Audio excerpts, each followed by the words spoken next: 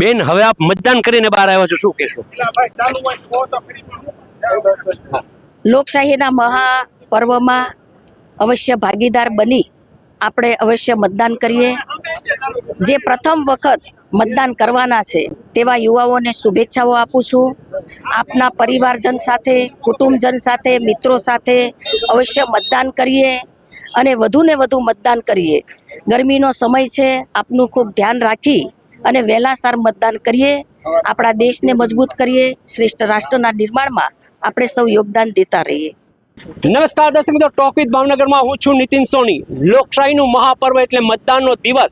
પ્રજા માટે કહી શકાય કે મતાધિકાર છે ને મતદાન કરવું એ આપણી ફરજ છે. ત્યારે ભાવનગરમાં આજે મહાનગરપાલિકા હોય, નગરપાલિકાઓ હોય કે જિલ્લા પંચાયતની ચૂંટણી હોય, તમામ પ્રકારની મતદાન પ્રક્રિયાઓ છે ધીમી ધારે શરૂ થઈ રહ્યું છે. આપણી સાથે કેબિનેટ મંત્રી જીતુભાઈ જોડાયા છે. આપણે તેમની સાથે વાત કરીશું. જીતુભાઈ, આજે લોકશાહીનું મહાપર્વ મતદાનનો દિવસ છે, શું કહેવાય? સ્થાનિક સ્વરાજની ચૂંટણીઓ આપણા ગુજરાત રાજ્યમાં યોજાઈ રહી છે.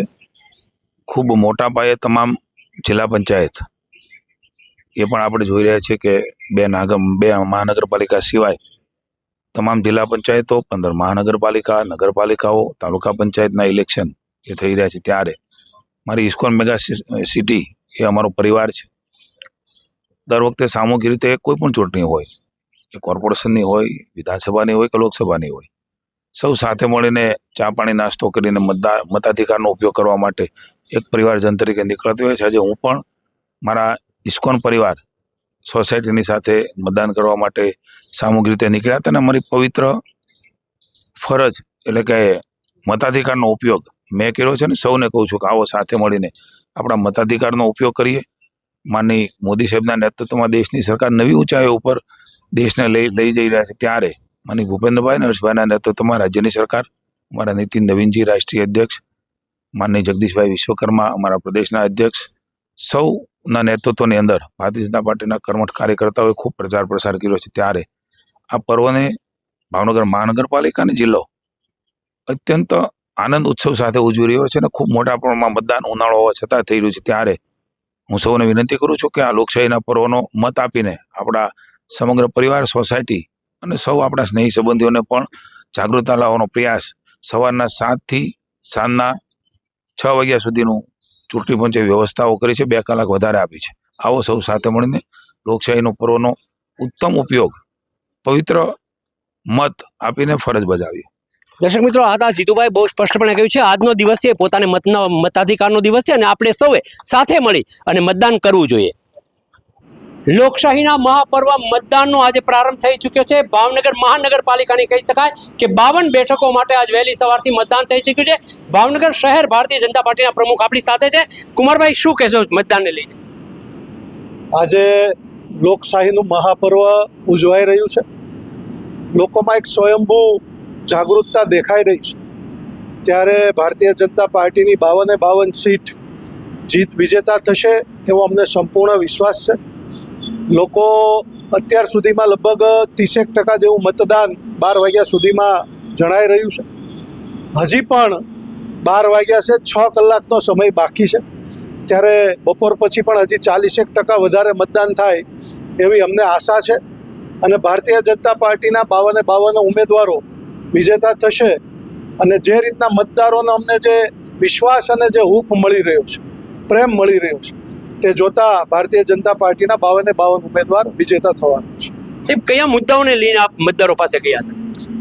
ભારતીય જનતા પાર્ટી હમણાં વિકાસ કાર્યો માટે થઈને જ તે હંમેશ માટે પબ્લિક પાસેથી જતી હોય છે. માનનીય નરેન્દ્રભાઈ મોદી હોય કેન્દ્ર સરકારમાં, જ્યારે વડાપ્રધાન છે આપણા વિશ્વ નેતા છે, તેમજ ગુજરાતની અંદર ભૂપેન્દ્રભાઈ પટેલજી હોય કે હર્ષભાઈ સંઘવી હોય, બંનેની સાથે અને ભાવનગર મહાનગરપાલિકામાં 30 વર્ષથી જ્યારે ભારતીય જનતા પાર્ટીનું શાસન છે, ત્યારે વિકાસ કાર્યો લઈ અને લોકો સમક્ષ અમે ગયા હતા અને લોકોને પણ ભાવનગરમાં જે ડેવલપિંગ થયું છે તે પણ નજરે દેખાય છે.